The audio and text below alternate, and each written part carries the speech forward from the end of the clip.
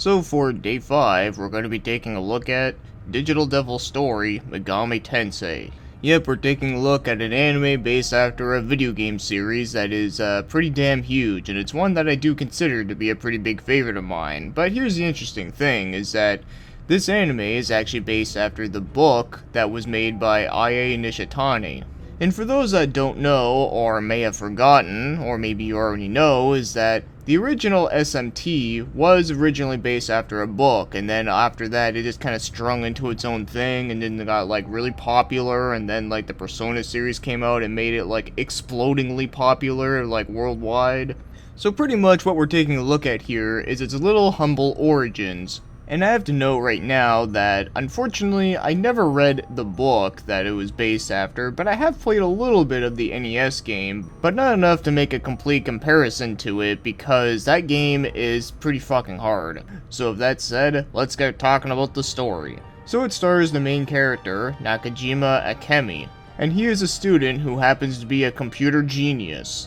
And with his computer abilities, he discovered that he can actually find demons within the computer realm. So it begins with the main character having some pretty bad dreams where he's being chased down by some mummified looking chick, and he also has bad dreams about getting bullied. So as per usual for these high school animes, a new student has transferred, and that being Yumiko Shirazagi. And apparently she actually recognizes the main character, but he doesn't want to admit to that and says that she should stay away from him. So okay, this is where things get kinda weird. So it turns out that Nakajima was actually doing some experiments on the teacher, and he finds out that the demon Loki is hidden within her. But he then explains that the demon Loki cannot actually come out of the computer, but deep down though, he does want to resurrect him into the real world. And his reasoning is pretty edgy. He wants to kill off the two people that bullied him.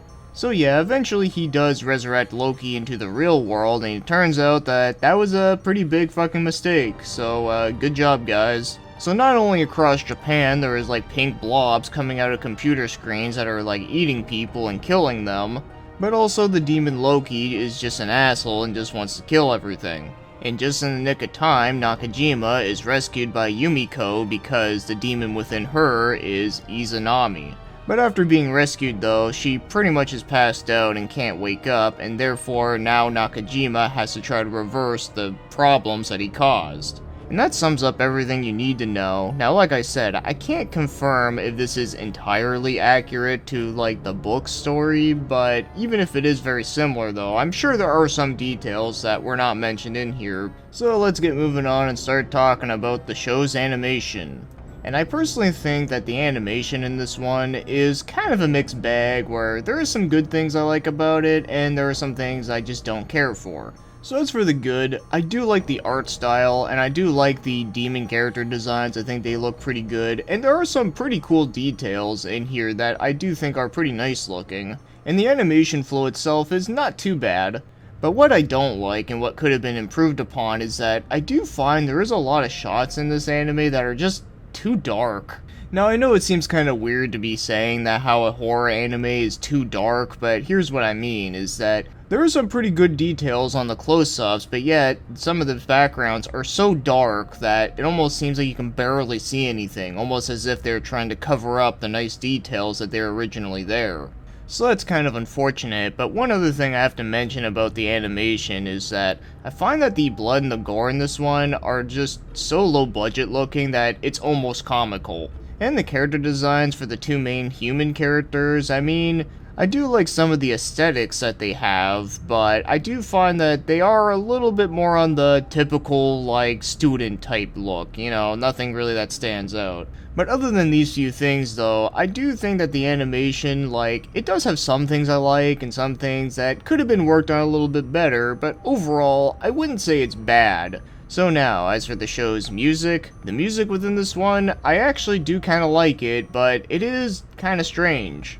So there is a couple songs in here that do fit the more tense moments, which is very fitting and does sound really good. And then there's other parts that are kind of unfitting, but at the same time, I just can't help but really like it. Like, they have that very typical 80s synthesizer sound that it's kind of upbeat and catchy. Yeah, it's very strange and bizarre, but I just can't help but really like it though. Although the song that played at the ending credits though, that one was actually pretty cool and I did enjoy that quite a lot. So yeah, quite the bizarre OST that this one has, but I can't help but like it. And as for the show's voice acting, well, it's only in Japanese, and I can't really find much information on who did the voices, but even then though, I can't really say if the voice acting was good or bad. But if there is one amusing thing I can mention is that this version I watched was fan subbed, and the subtitles on it were kinda shit. Like, for an example, they called Loki Rocky. Like, really? So according to these subtitles, he was trying to resurrect Rocky Balboa within the digital realm. Maybe he should have tried to go for Rambo instead, that would have worked out better for him. So moving along, as for my overall thoughts on Digital Devil Story Megami Tensei, the OVA, is that this is a pretty weird one, but for some strange reason though, I kinda like it, but it's definitely not great. So I'll go over what I liked and what I didn't like. So I thought the actual story itself was decent, nothing mind-blowing, but it seemed like it could have been pretty good. And there was a couple scenes in here that were just so intriguingly weird that it was actually kinda entertaining, and also some of it was kinda funny to me too in a strange way. Now, like I said, the whole, like, blobs coming out of the computer thing, yeah, that was pretty weird, but I thought it was kind of amusing. But probably the most amusingly weird part, and you probably wouldn't believe me if I told you this, but there's a scene where a chick dies because another girl ends up biting on her pussy. Yeah, no bullshit, that happens. But I guess I can't be too surprised given that SMT has always had some weird shit, just as for two examples. In one of the SNES games, at least I think it was SMT2, there was actually sprites that were Mickey Mouse and Donald Duck, and they have like a chainsaw and look all like demented and shit.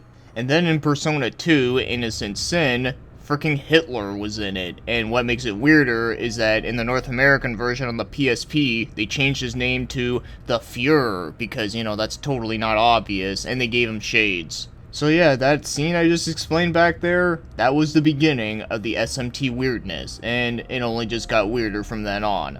But anyways, to sum up the main point is that I did find it to be strangely entertaining. I didn't find it to be boring personally, but I can understand why some people would think so. Now as for the things that are not great about it, and trust me, this anime is definitely not great, is that, well, you can obviously tell that it definitely would not be the best adaptation. You can tell that there are some parts where it kinda tries to, like, make some interesting points, like the whole thing with the main character being bullied. Like, I think that could have went in a little bit more. And that goes to my biggest complaint, is that the main character in this one, he's kind of a dick and is not really that likable. So because of this, you really don't feel that bad for him. If anything, you actually kind of feel more bad for Yumiko. If anything, I feel like she should have been the main character. But I don't know, maybe he is like originally written as being kind of a dick main character within the books though, but like I said, I wouldn't know about that. But just from here though, it definitely just seems kind of weird though.